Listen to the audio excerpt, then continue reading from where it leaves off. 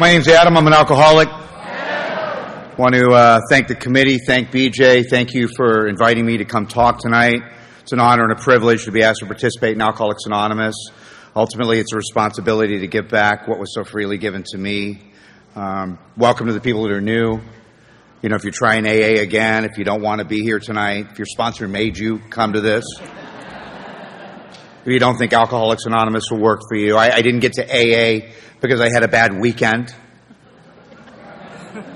You know, I had a couple of bad decades. And for me, like a lot of us, this becomes a matter of life and death.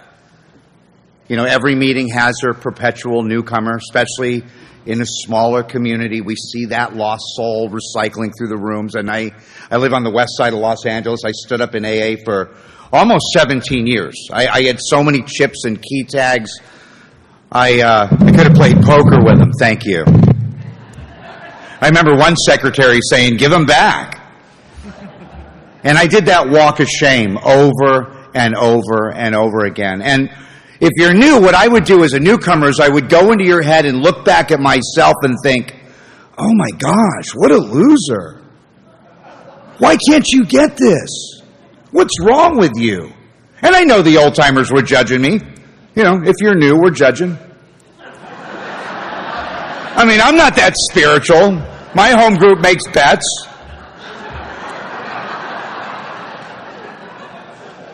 I love it when they say don't judge anybody in AA, right? You hear that all the time, you know? And then what do they tell you 5 minutes later? Stick with the winners. I mean, not trying to be funny, but you hear a lot of stuff in Alcoholics Anonymous that really isn't in our literature. I can remember sitting in one more treatment center across this big desk next to a drug and alcohol counselor, and he looks at me and he says, "Now, Adam, don't make any major changes in your first year." Right? First thing I do, I get out of treatment, get into an AA meeting, get a sponsor. First thing he tells me, you got to change everything. Sound familiar? Don't make any major decisions in your first year.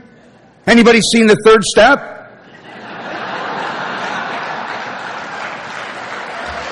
Gee. How about don't get in a relationship in your first year? No one knows if that works. No one's ever done it.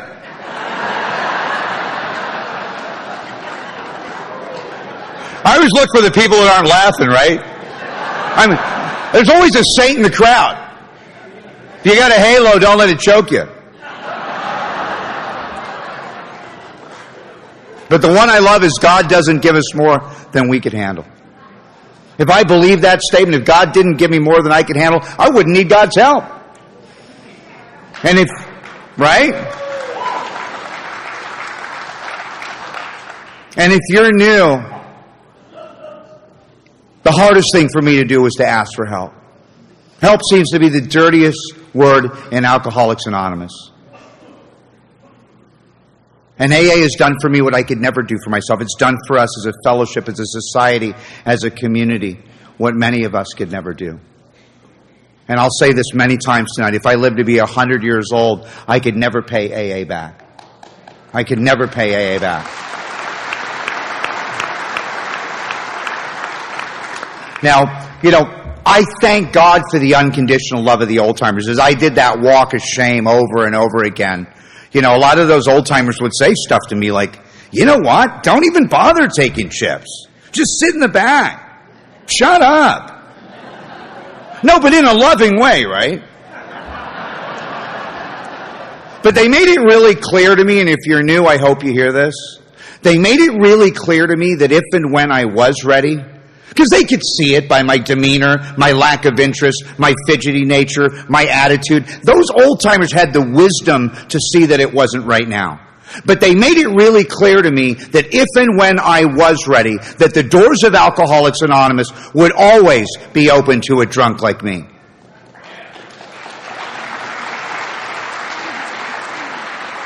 And if you're new, AA is probably the closest thing to unconditional love that someone like me will ever experience. No matter how many lives I destroyed, how many people I burned, how many jobs I lost, how many cars I wrecked, how many hearts I broke, how many despicable, shameful things I did. And if you are, in fact, an alcoholic, it's the most shameful thing in the world To be the family drunk?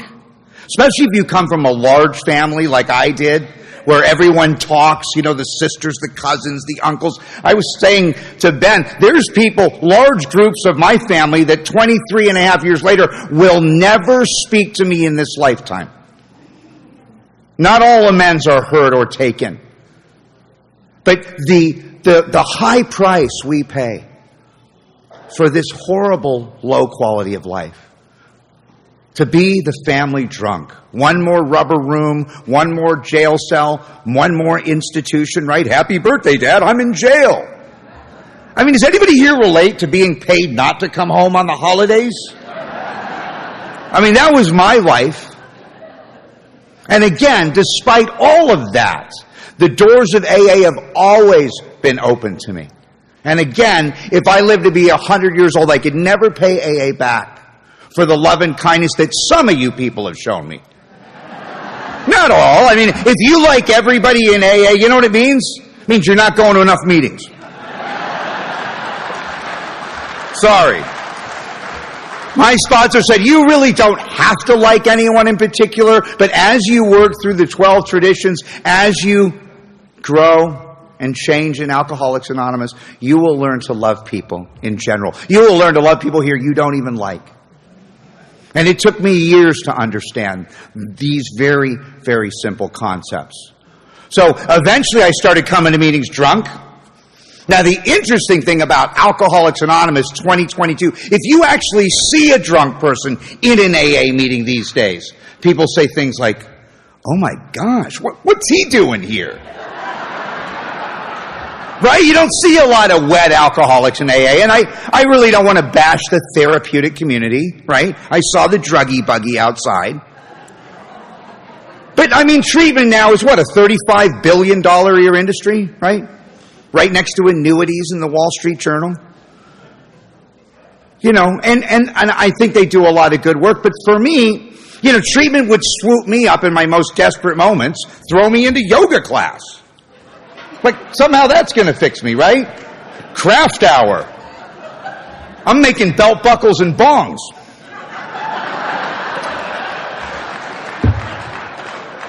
Right? Nature walks. So I'm going to 7-Eleven, I'm getting a big gulp cup, filling it up with liquor, putting a little Coca-Cola on top so no one will notice, and I'm strolling into the late night Hollywood candlelight meeting, doing some of my best sharing.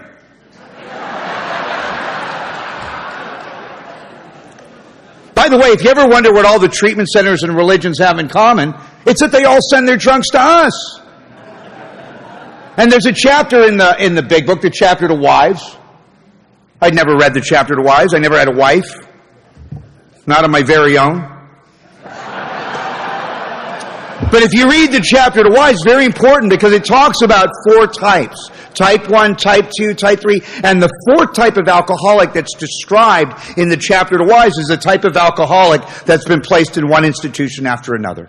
The type of alcoholic that typically drinks on his way home from the hospital. And in those 17 years that I recycled through the rooms of Alcoholics Anonymous, despite being around all of this fellowship, that is what I became. By the time I got to AA that last time, I'd gone through residential treatment for alcoholism 28 times. Right? Not 28 days like the movie. This isn't Hollywood. 28 consecutive times. And I'm wearing that like some kind of badge of honor. It's become my identity. And I remember telling my sponsor I went through treatment 28 times, and he starts laughing hysterically. And I didn't think it was funny. And I told him that. I was hoping that would get rid of him. Loser. One of those overzealous sponsors. And I told him I went through treatment 28 times, and he says, Adam, that doesn't make you an alcoholic. And I thought, you're kidding? He says, oh no, that just means you paid $500,000 for a big book.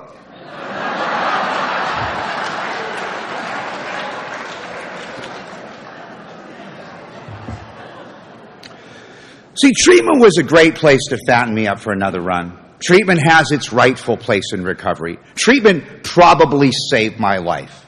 Some people don't go through treatment. Treatment is not a prerequisite for Alcoholics Anonymous. Even Bill Wilson had gone through treatment. Dr. Silkworth says we favor hospitalization or treatment for the alcoholic that's befogged or jittery. But if you're like me, treatment never solved the problem. And as an alcoholic, like a lot of us, I always thought the problem was alcohol. I thought it was liquor.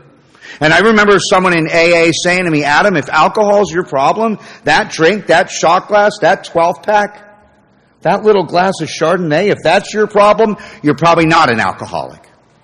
And then he paused, and in the very next breath he says to me, and if you are in fact an alcoholic, the type that's described in the doctor's opinion, in the big book of Alcoholics Anonymous, your problem isn't alcohol. And he paused, and it took me another decade. It took me 10 more years of suffering to understand the impact of that statement. It was almost like some kind of cruel riddle. I drank over that for years. But what happened to me, and we use the word often here, serendipity. What happened to me is I got around a group of big book enthusiasts. People in Alcoholics Anonymous that took the statements in the big book, turned them into questions, and directed those questions at me. It's called the Socratic method. Questions like, was I incapable of being honest with myself? Did I in fact drink because I like the effect produced by alcohol? That's a no-brainer, right? Was I restless, irritable, and discontent by nature before I took the first drink? That was a powerful question. Was that my natural state of untreated alcoholism? Was my greatest obsession that somehow, someday, I would control and enjoy my drinking at the same time? And the last piece there, did I pursue that illusion, meaning just out of reach, to the gates of insanity and death? And as I went through those considerations, for the first time I saw the truth. The most obvious truth, the external unmanageability, was clear as a bell. I was never able to live successfully with alcohol. Even as a teenager. I'm in 8th grade. I'm already peeing in my pants, drooling on my desk, passed out under the bleachers, right? My nickname in 8th grade was Space Cadet. I couldn't find homeroom. People are picking high schools. I'm picking rehabs, right? But if you're new tonight, alcoholism comes in people. It doesn't come in bottles or 6-packs or 12-packs or kegs or shot glasses. Alcoholism comes in people.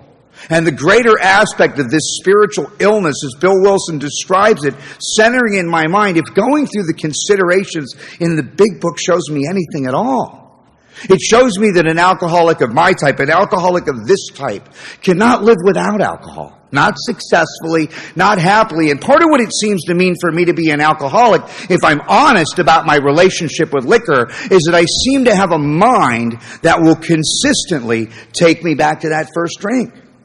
Every time I get released from a treatment center, an emergency room, a hospital, right? Men's Central Jail, 4753, roll it up. I'm sitting in my cell, perfect comfort and ease, and I hear that release number. And suddenly I have this visceral compulsion to drink that is so powerful in me that I can't even stop at my release module for my property.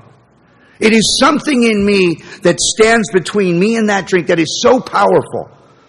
And you hear people say, don't drink no matter what and your life will get better. And I love that statement. But like page 24, and I'm not going to start citing pages tonight, but page 101 of the big book, right? Says any scheme that attempts to shield the alcoholic from temptation is doomed to failure. But that piece right there on page 24 where it says every alcoholic passes through this state where even the most powerful desire to stop drinking is of absolutely no avail. My willpower becomes virtually non-existent. So what it really means to me to be an alcoholic of my type is I seem to have this place where I'm one decision away from a drink. And if you're new tonight, between me and that decision, there is an entire world called recovery. It's about people like you. It's about the rooms of AA. It's about our way of life. It's about a design for living, if you will, a roadmap to spiritual success. For a lot of us, it's this mystery we call God. For me, it seems to be all of that and this deep and effective spiritual experience, which is the product of taking actions in Alcoholics Anonymous that as a newcomer I did not yet believe in, but I saw they worked in you. So what it really means for someone like me to be an alcoholic is I have this mind that will consistently take me back to that first drink. It's almost like my default mode, like on a computer. And I live in a place called Santa Monica. It's now called Silicon Beach. Ben was just there. And the reason they call it that is because we've been taken over by about 250 tech companies. And a lot of these guys working in, they write programs, they build apps, they design hardware, software, and, they're engineers, but they're alcoholic. By the way, potential plus alcoholism equals 0. It's math. So a lot of these guys end up in our meetings. And, we talk about the language that Bill Wilson uses in 1939 and how really advanced it was for that time period. Because today we use the word program all the time. It's common vernacular. It wasn't so popular in 1939. But if you're new, one of the definitions of a program, and this is for the millennials, one of the definitions of the word program, just like our steps, is a sequential set of instructions designed to bring about a result. Now listen to the parallel language. What do you do when you get a corrupt file on a computer? Well, it's obvious, right? You install a recovery disk. And what is the function of that disk? It restores the program, second step, to an earlier point in the process. Just like I throw a stone into a body of water and it becomes still. It never occurred to me that steps 10 and 11 for many of us are like a viral scan. That if I follow these very simple instructions in steps 4 through 9, what happens to me when I get to 10 is I become mindful. That word promptly. If you're going to eat crow, wouldn't you rather do it while it's still warm? I mean, look at the language. Promptly, quickly, at once, right? Immediately. Couldn't mean at the end of the day. And what I did is I started to understand, for someone like me, these ideas are critical to long-term recovery. We can talk all day about what got us here. That's often the topic of a meeting. But my experience with a little bit of recovery now is very concerned and attentive to what keeps us here. And I start to see things like transparency. I see accountability. I see visibility in that step, and it becomes powerful. Like someone said yesterday, I learn how to bookend my day when I retire at night, to be watchful, to be mindful, to do a review, to see where I paint the red flags green, right? Because if I don't do that, what happens for me, and it may not be true for you, but for someone like me, it seems like the pain is already built into me. I don't need a dead-end job or a lousy relationship. I stopped doing 10, 11, and 12, and I almost self-destruct from the inside. It's almost like I have a cliff at my heels. Now, I can stay ahead of that cliff. The more work I do consistently, the further along I get, but that cliff will always be there. And it requires vigilance. And my sponsor said this. I know this is, a little arrogant maybe. But he said to me, it doesn't matter who's wrong. It doesn't matter who's right. It just matters who's left. And I look at the old timers. They told me, if you don't like the old timers in AA, don't worry about it. You'll never be one. I love the old timers in AA. I was told, why would you go through an uncharted minefield without a guide? So what I came to understand is when Wilson says principles before personalities, it was our founder's future hope that these spiritual instructions, these guidelines, would have more impact than the sometimes untethered opinions that we encounter in the fellowship. And I love the fellowship of Alcoholics Anonymous. I love hanging out, going to Denny's, the barbecues. You guys have been so kind to me this weekend. But my mom would have parties with 300 people. I grew up around a lot of people in the entertainment business. I had fellowship all around me. And even in the second chapter, that first paragraph, it says the fellowship is but one element in the powerful cement that binds us. And it gives us a very strict warning there. It said it would have never held us together as we are now joined. See, the fellowship gives me enthusiasm. It gives me inspiration. It gives me encouragement, right? Hope, brotherly love. Some people actually find relationships and employment here. But if you unleash a character like me into a large group of people like this without guiding principles, my character defects thrive. I'm working the room. I actually get sicker in the fellowship of Alcoholics Anonymous without guiding principles. Sound familiar? And what that looks like is somehow I become more separate, more different, and more alone. And if you haven't heard that terminology, what that actually means is separated from God. It means different than every single person here. We call it terminal uniqueness, right? And alone. You know that loneliness, that ache in the heart of every one of us, right? That has nothing to do with the proximity or closeness of other people. In fact, the bigger the crowd, the more alone I am. That loneliness, when I hit that pillow at night, and what that is at the core of my spirit is my inability to connect. And you put a couple of drinks in me, I'm calling people from 5th grade saying, I love you. I go right into amends. Get me loaded, all of a sudden I'm at one with the universe. I'm standing on the roof of my building howling at the moon. Right? Couple more drinks, I'm okay with me. Get me good and loaded, and I lose interest in selfish things. And suddenly there's this turn away from self-centeredness. I become other-centered. See, alcohol for someone like me produces the illusion that my life is manageable. It does so much for me, I don't care what it's doing to me. And that's what the Al-Anons and the earth people can't understand about us. Right? They can't figure out why we drink. We can't figure out why you don't.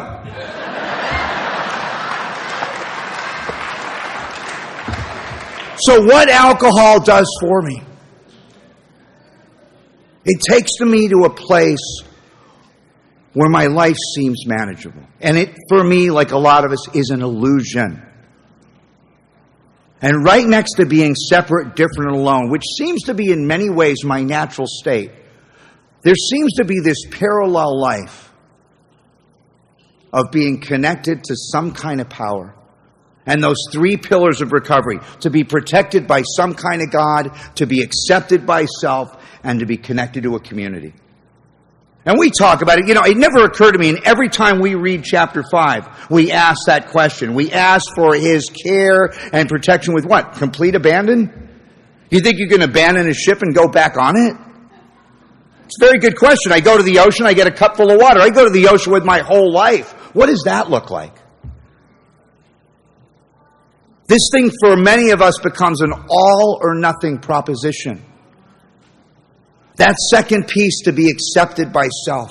Steps 4 through 7. And what I discovered that meant is eventually I would develop, and this is a clinical term, but it means to have what's called an internal locus of control. You can look it up on your phone afterwards. But it means I no longer need internal or external validation. Over a period of time, I start to have this internal locus of control. And the third piece, to be connected to a community. Protected by self, accepted by self, and connected to a community. And I go from being the weakest link in my family, and I'm talking about 17 years. And every generation in my family, my mom's brother committed suicide drunk, my father's brother committed suicide drunk. I come from a long line of suicide, mental illness, and alcoholism. And to be 23 years away from that and now be the strongest link in that community. And many people have said this, the view from the center, the perspective from the center of AA is entirely different than it is from the outside. You can fall off the edge, you can't fall off the middle.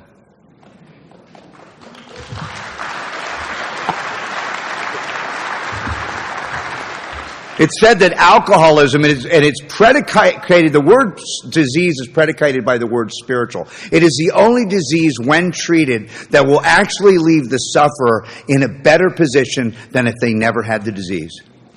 And I would have never believed that. I would have never believed that. Until I got around a home group that took me through the book. And my sponsor stood in front of me in a meeting, and he looked at me and he said, "How free do you want to be? You want to be free enough to survive this thing? So when people say, how you doing? You can say, I'm hanging in there." I mean, he told me, if that's your recovery, I'll buy you a drink. Or he said, do you want to be free enough to chase your dreams? Free enough to have relationships that work? Free enough to navigate around the drama? Free enough to match calamity with serenity? Right? It became very, very powerful to start to see that right next to being separate, different, and alone, if I look at 10, 11, and 12, I would develop peace, power, and purpose in my life. There's something much greater here. And I don't mean to be, I'm going to be disrespectful, I don't mean to be, but if you see a bodybuilder and you want to look like him, you think you can walk into his gym and sit in the lobby and talk about working out? I know people that buy the outfit. So, and I don't mean to I'm not bashing the fellowship, but for me, it was not enough. And it's crude, but I was told, if you sit in a chicken coop, you're not going to become a chicken. And the sponsor, like the personal trainer, unless I get up into that gym and start to take the spiritual exercises outlined in the big book of Alcoholics Anonymous, my recovery was precarious. It was flimsy. It was not enough to survive, as Bill says, the certain low spots ahead.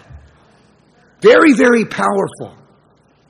There's a certainty about this. If I take these actions, it's almost like a contract in that third step, that if I'm willing to take these actions, all kinds of remarkable things will follow. And these aren't just words. For a lot of us, this is our experience. After living in all those institutions, I became willing to take actions in Alcoholics Anonymous that I did not believe in, not out of virtue. It was out of circumstance. And that circumstance, again, was an all or nothing proposition. And when I look back at 17 years of failure, even in probably one of the largest fellowships in the world, I live on the West Coast, it's called the Rehab Riviera, right?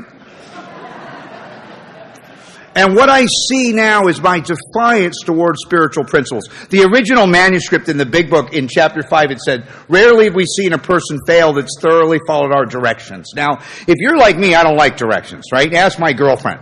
I don't like being told not to do something I don't already want to do, right?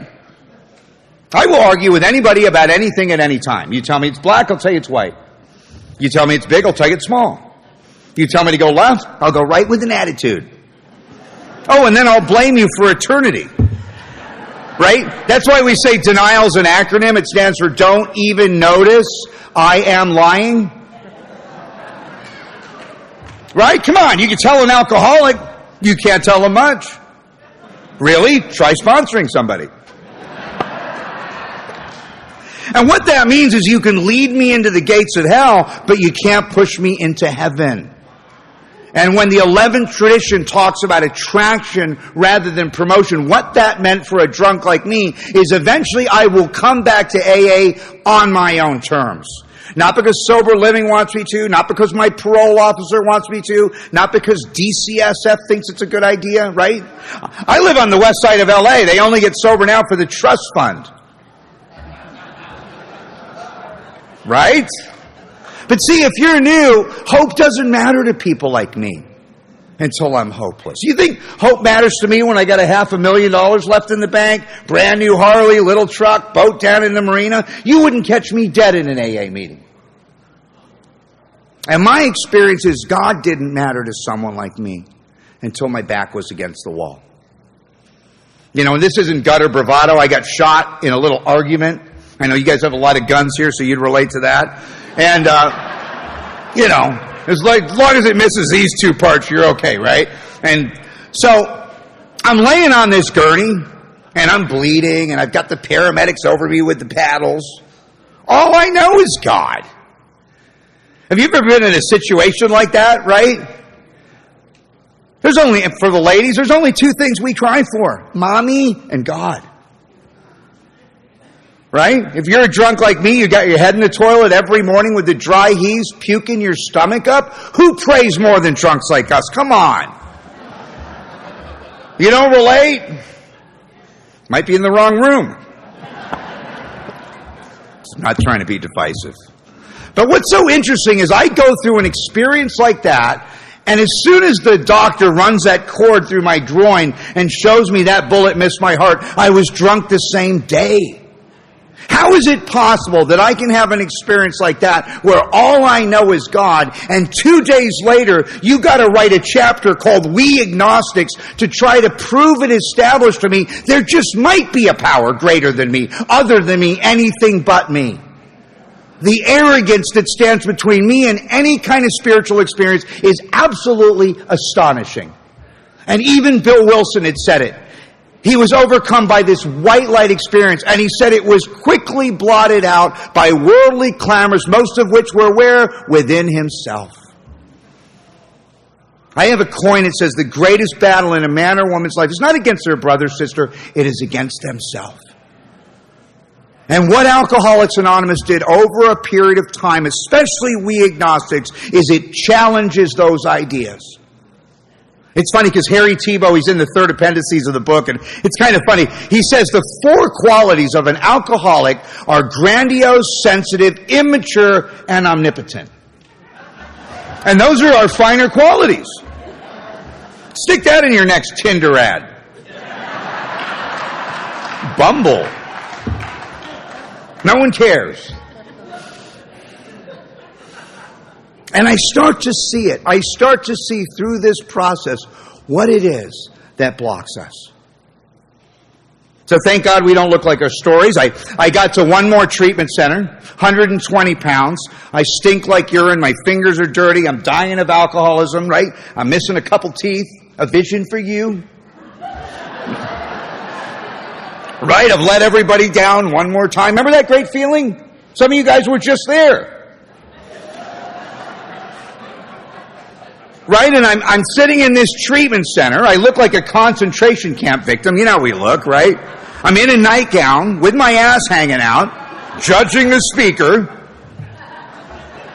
It's so funny how we're the only people that can actually be on the curb and still look down at the world. Right? I got 2 speeds, grandiose and comatose. And I'm strutting around the detox bragging about robbing Brinks trucks. I know, I finally did my 4-step. It was a bread truck. I mean, how arrogant. I'm in treatment. I don't even realize I'm homeless. And I'm sitting there in this treatment center and with my fellow associates, and this woman comes in on what's called an H&I panel. On the West Coast, we have a thing called H&I. In some states, you call it treatment and corrections. But H&I stands for hospitals and institutions. It's a committee that brings meetings into prisons, treatment centers, detoxes, hospitals, anywhere where clients, patients, or inmates can't get to meetings. I think our H&I on the West Coast, about 250 people. They meet once a month, and they're fighting each other to get on panels to talk to people that don't care. But H&I's probably got one of the lowest relapse rates in all of recovery. So this woman is on this panel. She's doing her talk. We're in the audience. And she finishes her talk. And at the end of her, AA talk, she looks us all up and down and she says, if I could give you all the gift of recovery, I wouldn't do it. And I looked at her and I looked at the guy next to me, and I don't want to offend anybody, but I said, what a bitch. And then she said something that would later change my life. She said, the reason I wouldn't give you the gift of recovery, the reason I wouldn't give it to you is because I wouldn't rob you of the journey. And if you're new and you're feeling shame, that journey to recovery, just like that journey to surrender that each and every one of us has had to walk, is personal. And I'm sorry, we can't give you that. If you're in a hot tub with a supermodel, a 5th of whiskey, and an 8-ball, and your dad sends you to rehab, we don't expect you to be happy. I mean, I can remember being 17 years old in AA, and the old-timers were like, you know what, kid, we spilled more than you drank. We're like, you know what, Pops, we didn't spill any. That's why we got here sooner. Sound familiar?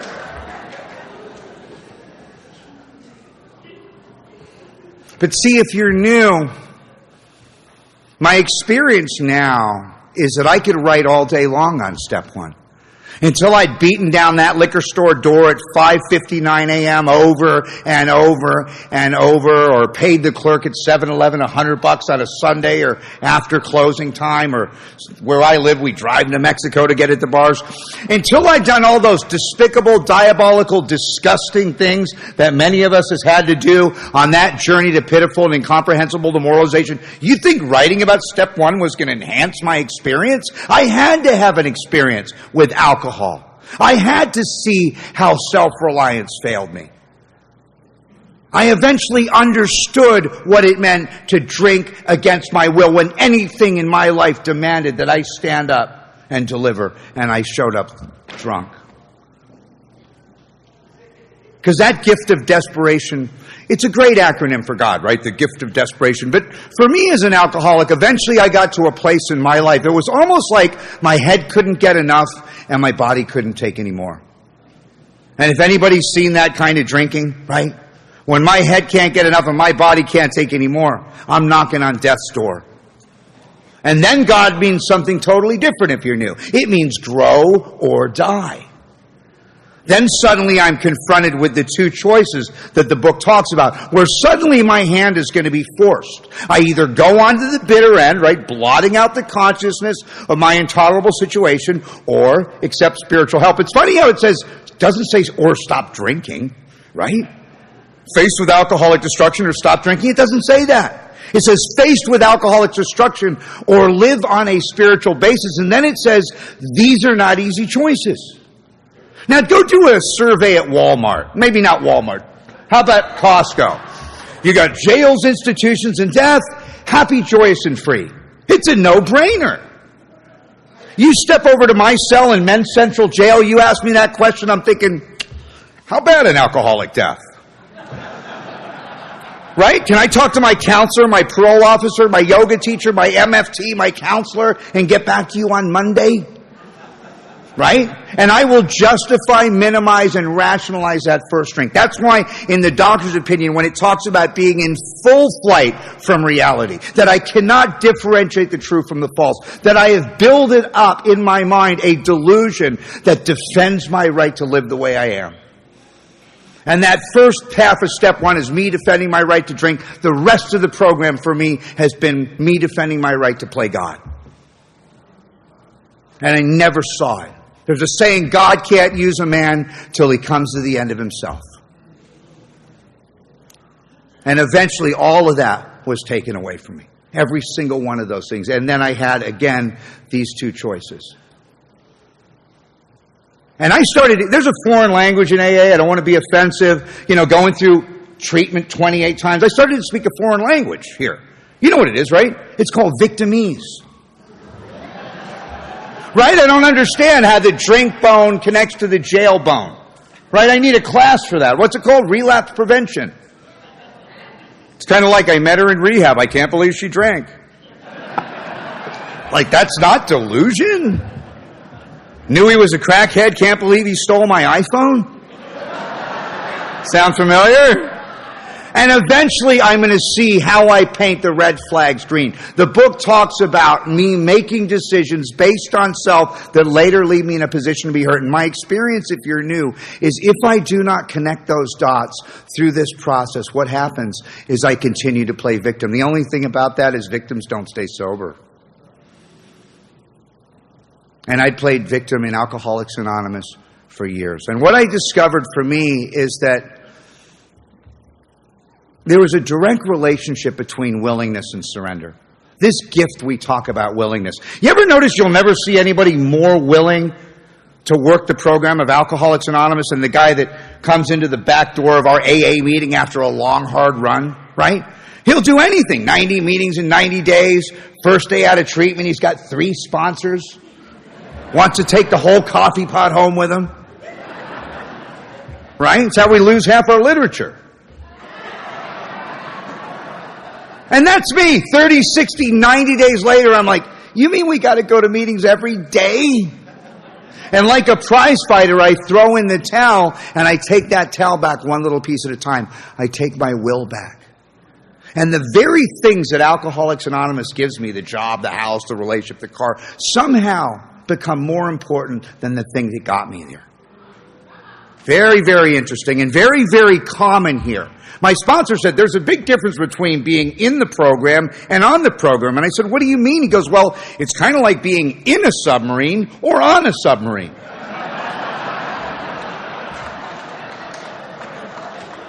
So I have sponsees, and they get the big job, the big house, the big car. And what they do is they build Alcoholics Anonymous around their big life. And what happens is AA becomes really inconvenient. And my experience in order to stay here now is I have to build my life around Alcoholics Anonymous.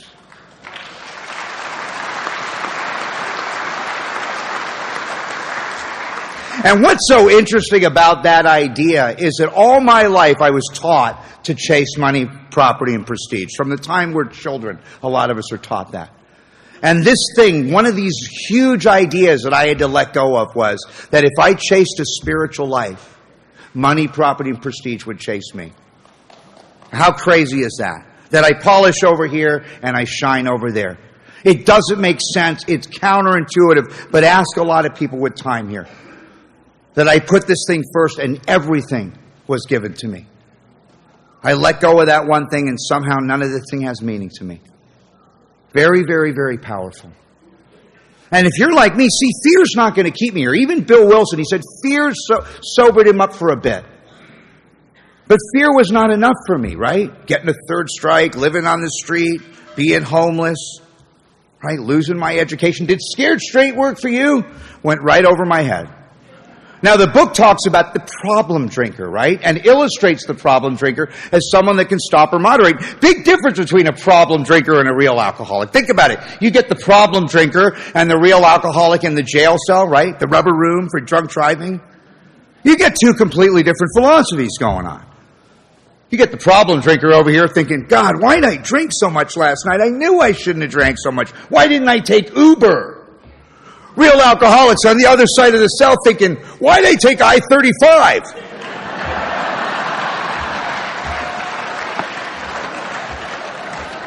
See, the court card people never laugh at that joke. That is not funny. You should have stayed on surface streets. You could have been home cleaning your pipe tonight. Problem drinker's wife says, you don't stop drinking, I'm leaving you. Problem drinker cleans up his act, doesn't drink in the house, gets a little Visine. Now, if my woman says, honey, if you don't stop drinking again, you know what I'm thinking, right? I'm thinking about single life. And that was my relationship. If anything got in the way of alcohol, it was out of my life. I mean, alcohol was the love of my life. It had me from hello. It completed me. You think I'm going to let go of the love of my life without a fight? I can't even let go of a bad relationship. Everything I let go of has claw marks all over it. And if you're new, my relationship with Alcoholics Anonymous today is identical. If anything gets in the way of Alcoholics Anonymous for me, it's out of my life.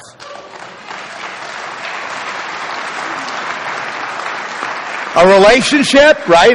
No matter how beautiful she is, how in love we are. My soulmate. I remember the first time I said that in a meeting, there she was in the back of the room. And she's looking at me going, God, you don't look like an alcoholic. Honey, why you got to go to all those meetings? Really? You're speaking again? It's the weekend. Then she tells me, you know that AA thing? It's getting in the way of our relationship. So a couple weeks later, it's the big night. You know the big night, right? Meet the parents night. So, it's getting heavy. She gets me a suit and tie, brings me over to mom and dad's house, plants me at the head of the table. Out comes the exotic wine. She's like, honey, you can have one glass of wine. Oh, come on. It's just a glass of wine, sweetheart. It's a toast. It's natural wine. Yeah, 4 more rehabs.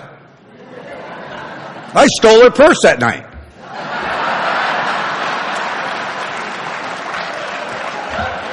Went down to the hood and got an outside issue. Yeah. And she came to detox with a get well card. Poor girl. I think I got 4 cards from her. I know, it's sad. I tried to send her to Codependents Anonymous. She wouldn't go. You know why? She didn't have anyone to go with. I can always tell the Al-Anons, they don't think any of this is funny. They can't stand to see us have a good time even here. No offense.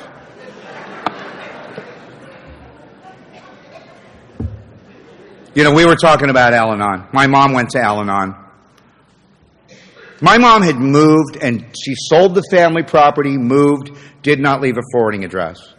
I was an only child. It's devastating. No, it's really bad. You think about it. And we have a little Al-Anon humor. And what it is how many Al-Anons does it take to screw in a light bulb? None. The Al-Anon detaches and lets it screw itself. So I didn't see my mom for the first 5 years of my recovery because I had burned her life to the ground. She enabled me even when she didn't want to. She almost, and I'm not saying she almost killed me because I would have done it anyway. But when she pulled the rug out for me, and I'm not saying this is not advice for anybody, but it was probably the greatest thing she ever did for me because it forced me to fly or sink.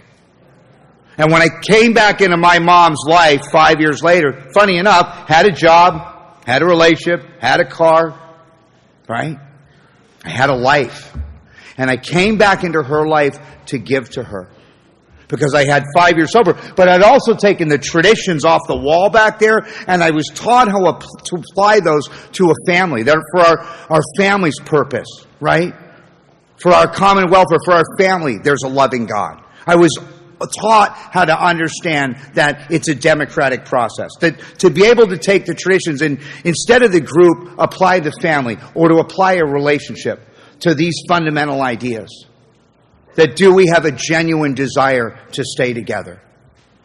You know, that thing about the fourth tradition, intimacy is not two people looking at each other. It's two people playing different instruments of the same music.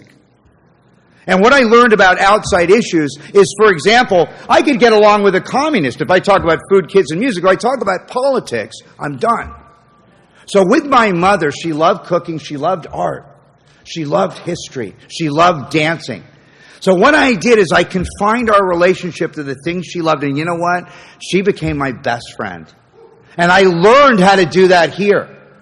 Because the things we didn't agree on, it wasn't, if a relationship's 90% great and 10% bad, I'll burn it to the ground. And what I've learned is to focus on the things that we have, the commonalities that we have, like a primary purpose of being together, of loving each other, of being supportive. And the same thing with my dad. I hated my father. When I wrote Inventory, I had blamed my father for a lot of my failures. And what I was asked to do is, there's a part in the book where it says, it's page 66, we realized that people who offended us were also perhaps spiritually sick. And then it says, and for the millennials, we can use the word trauma. We realized the people that traumatized us were spiritually sick, right? Although we did not like their symptoms or the way it traumatized us. It's so funny because like all these words like enabling, codependency, trauma, even the word surrender wasn't in the book. But the concepts are identical. Do not fool yourself. The big book is timeless. So,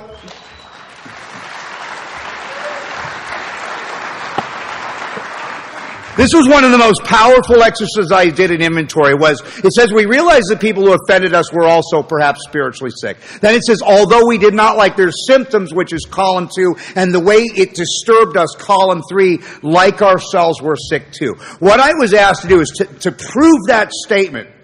I had to look at every resentment I had and see if I was capable of the same behavior. So if I resent a friend for gossiping, did I ever gossip? If I resent someone for lying, did I ever lie? If I resent someone for cheating, did I ever cheat? And it might be, for the Puritans with my true love alcohol, but I can cheat you emotionally, spiritually. I can stay in something that's already dead for a long time. I can do it in many, many ways.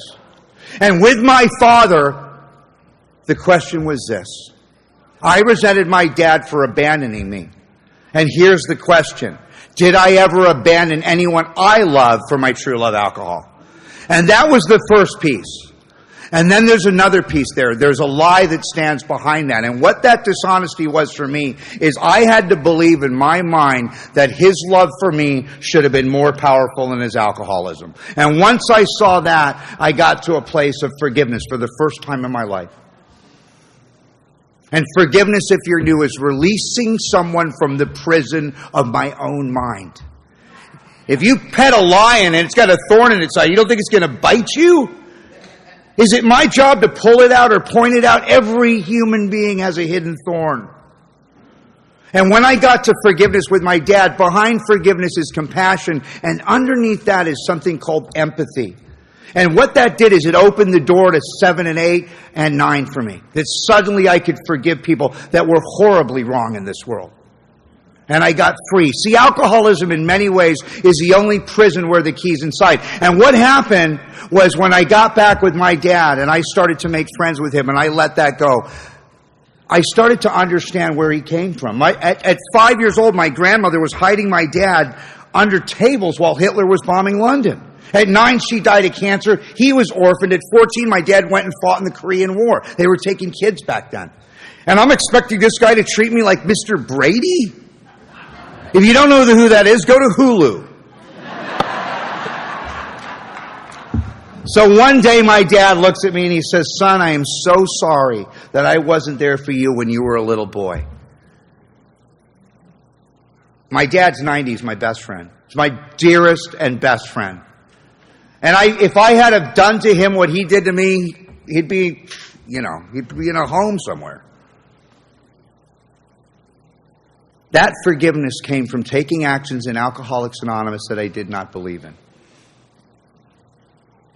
And I cannot tell you how powerful that was. I sponsor guys that pay more in taxes than I earn all year. They have these huge careers, these little tiny programs. I've never seen one of them stand the test of time here. What do I do for a living? I stay sober. What do I do for money? It's over there. I get those two things mixed up, I'm back in handcuffs. I get those two things mixed up, I'm back in an emergency room. Or I get a double header, I'm handcuffed to a gurney in an emergency room. But if you're new, puke smells the same in a Mercedes. I cannot solve a spiritual problem with a physical solution. So what happened over a period of time is our whole family started to heal. Because I started to understand how to separate the spiritual ideas from the material ideas. And looking back at that, it was very, very powerful.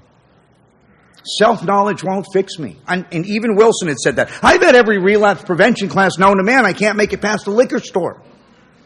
And I'm sitting on Skid Row behind a dumpster with another guy drinking, reciting chapter 5 out of the big book. And he's looking at me saying, "Will you shut up, man? You're ruining my high. Give me that bottle." And I'm crying because I can't get back to Alcoholics Anonymous because I got a head full of AA and a belly full of booze.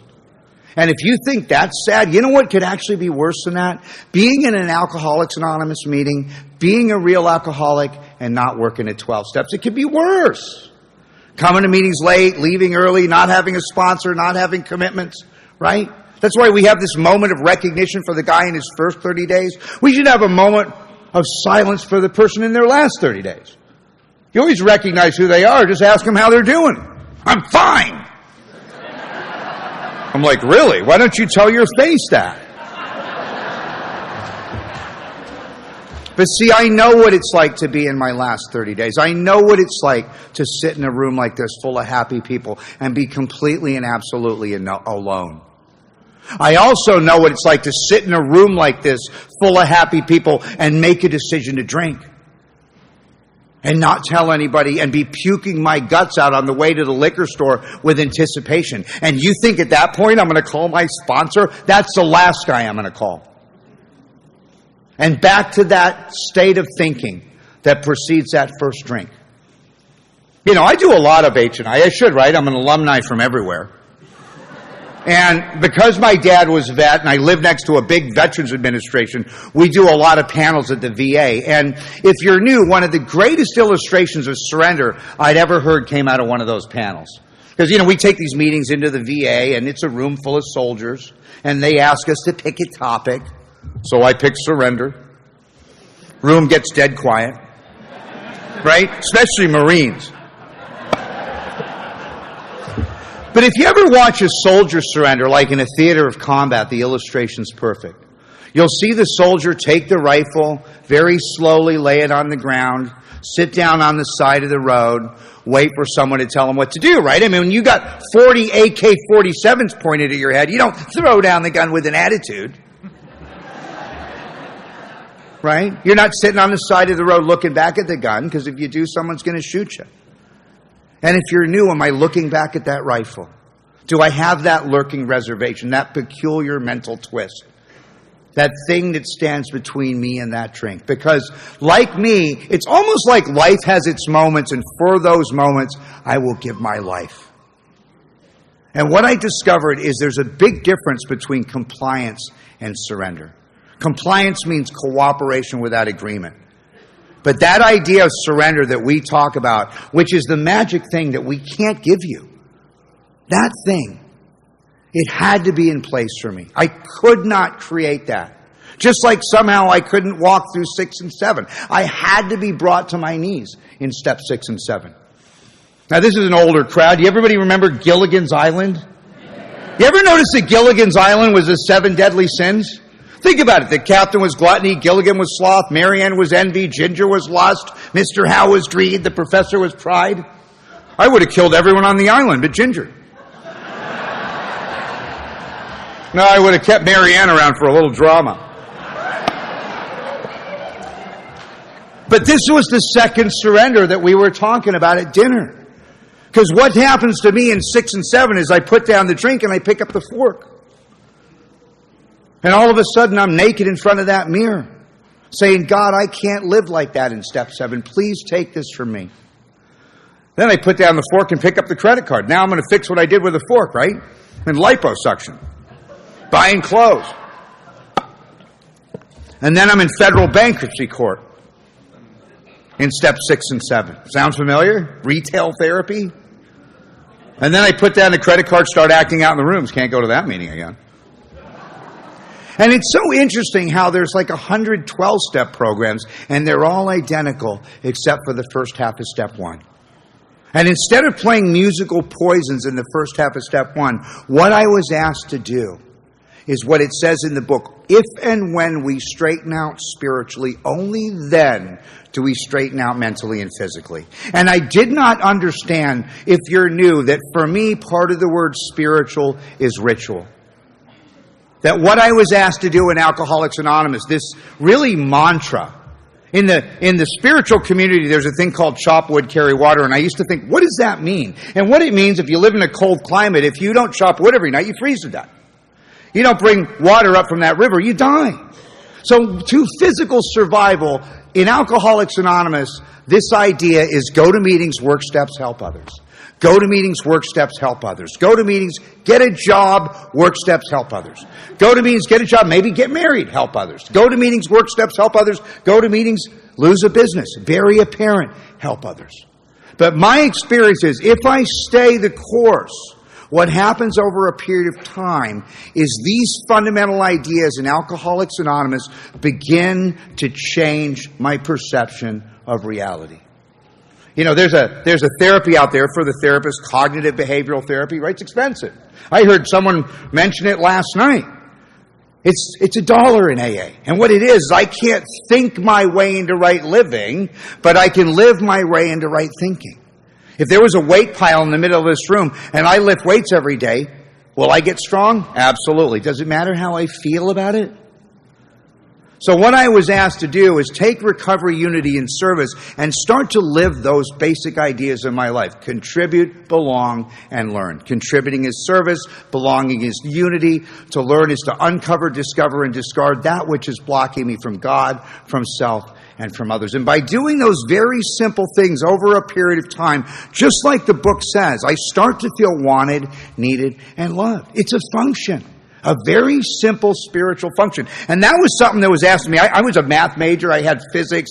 I understood velocity, inertia, centrifugal force, gravity. A lot of us believe that stuff. And someone said to me, why wouldn't there be spiritual laws? Why wouldn't there be some fundamental ideas that if I implement those into my life, that it would change my life? And I started to look at people with long-term recovery here, like I said before, that were chasing their dreams, that had relationships that worked, that were able again to navigate around the trauma. And for the first time in my life, if you're new, I became teachable. And until I really understand what the problem is, the solution's not going to work. And I'll tell you right now, my experience, we were talking about this yesterday, if the problem is drinking, the solution is abstinence. And all this is the Sober Elks Club. And for many people, that's true. Even in the doctor's opinion, it's cited in there. It says many of us are entirely normal in every respect except the effect produced by alcohol, right? Normal, able, friendly people. There's lots of them here. But that's not who I am. The book talks about another type, right? The restless, irritable, discontent type. I think we have a new word for restless, right? It's called ADD.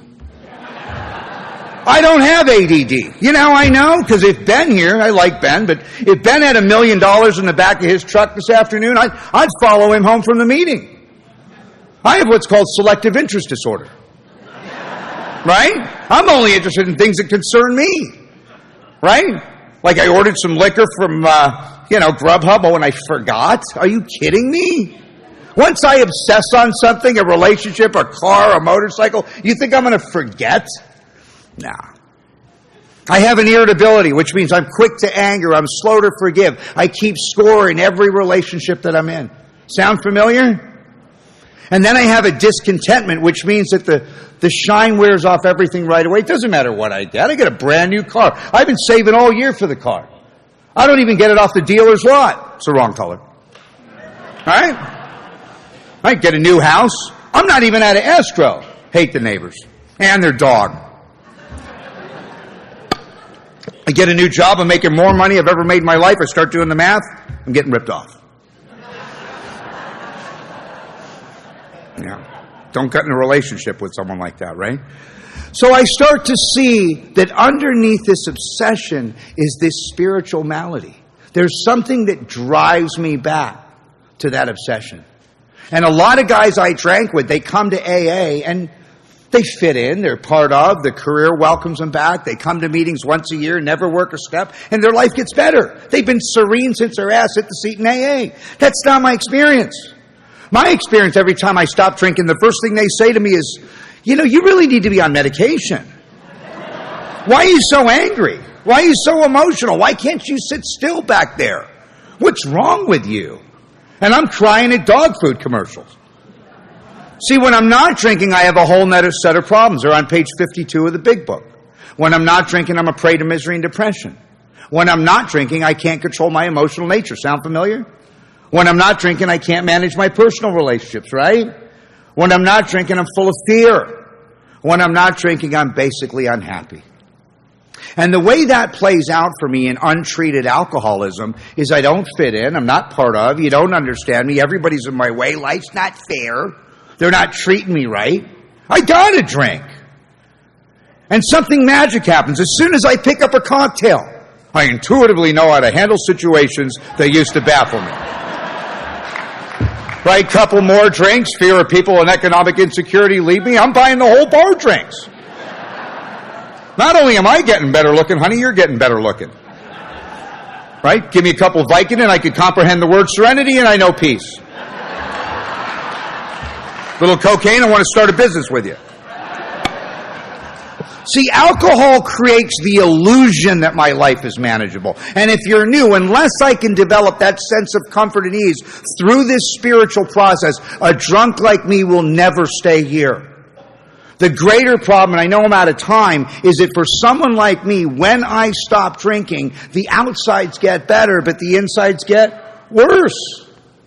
And the longest bridge I'm ever going to cross, the longest journey I will ever walk as an alcoholic in recovery is that little dash between the first and second half of step one. It's telling me I got a body that can't process alcohol, but more importantly, I have a mind that cannot process reality, not to my liking. So I got a body that can drink and a mind that has to? You don't think that's a dilemma? That's what the earth people can't understand about us. Again, they can't figure out why we drink. We can't figure out why you don't. And all my life I thought because I drink, therefore my life's unmanageable. And that's like looking at the tip of an iceberg and seeing the broken home, ruined marriage, failing health, right? And thinking that's the problem. That's what treatment tells me the problem is. That's why I'm sitting in another fancy Malibu treatment center learning about my triggers. And I'm like, excuse me, counselor, excuse me, waking up's a trigger for me, I'm awake. And if you're new, what I discovered is for someone like me, the trigger is on the inside. You know, I was talking to BJ about it. You know when someone like me is not having a good day? When I'm not getting my way. We're all like 5-year-old kids here with old people's faces. And if you don't believe it, cross one of us. So I'll close with this. If someone did to me what I did to myself, I would have killed them. Sound familiar? If someone did to me what I did to others, I would have killed them. And then I come to AA, and you want me to pray to God? I didn't want God to find out where I was. I become bankrupt in those really simple relationships. If you're new, if you really look at the steps, they remedy those 3 relationships. Steps 1 through 3, recreate and develop a relationship with God. 4 through 7, recreate and develop a relationship with self. 8 and 9, recreate and develop a relationship with others. Very simple idea. 10 maintains, develops, and grows my relationship with self. 11 maintains, develops, and grows my relationship with God. 12 through service maintains, develops, and grows my relationship with others. So coming out of the steps, a selfish, self-centered drunk like me is not only easily able to control my desire for alcohol, that's right out of the doctor's opinion, but for the first time in my life, I'm able to live in harmony with God, with self, and with others. There was a great spiritual teacher. He was asked, what's the most important thing of all your teachings? He said, love God with all thy heart, love thy neighbor as thyself. And you know what? If God scares you out of AA and you're a real drunk, don't worry about it. Booze will scare you back in. So in 1 through 3, I give it up. 4 through 7, I clean it up. 8 and 9, I make it up. 10, 11, and 12, I keep it up. Very simple idea.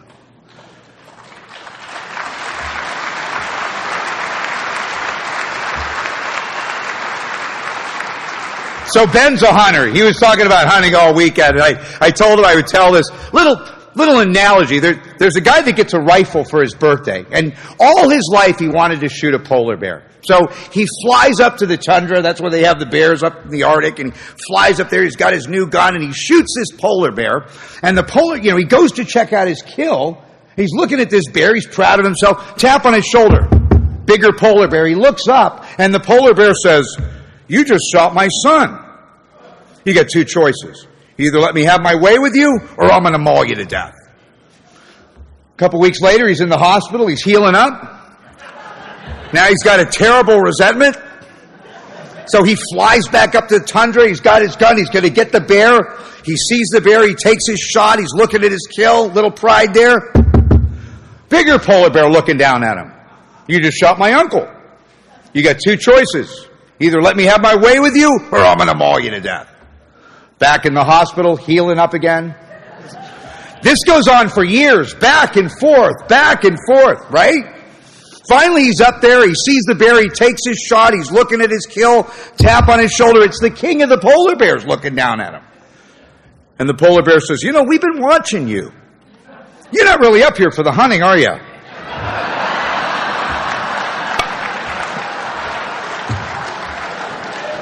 I know the ladies are cringing, but if you look at the jaywalker and you compare that story to the jaywalker, this really isn't that far out there.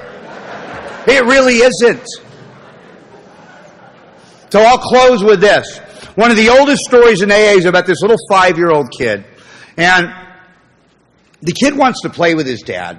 And the kid's 5, and the dad's like an accountant. He's trying to occupy this little boy. So there used to be a thing called a map. Anybody remember maps before Google Earth? We used to use a thing called a map. It's a piece of paper with a picture of the Earth on it. So the dad gets this map out of National Geographic, and he rips it up into like 50 pieces. He gives it to this little boy, and he gives his son some tape, and he says to his son, "What I'd like you to do, son, is I want you to put this map of the world back together, and when you're done, we'll play." And he's thinking, it's going to take this kid an hour. Finally, some relief. The little boy comes back in 2 minutes. He's got the whole map taped together. The dad's like, "That's impossible. I'm 50 years old. I couldn't do that. You're 5.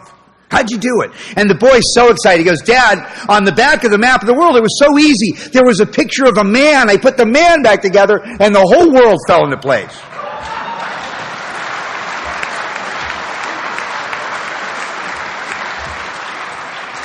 If you're new, that is the spiritual technology of Alcoholics Anonymous. To rebuild the man or woman 1 through 3 with God, 4 through 7 with self through inventory, 8 and 9 with others through amends, and then to maintain, develop, and grow these very simple relationships. If you can stay with us, get a book, get someone to take you through it, I guarantee you, your world will fall into place in a way you never, ever thought possible. And if you don't think we have evidence-based results, go to a world convention. Check out 80, 90,000 of us coming from all over this world. When they identify out-of-towners, it's like the United Nations. And for every one of those people, there's a mom, a dad, a brother, a sister that will tell you that AA is the most powerful thing in their loved one's life. That's the proof we have.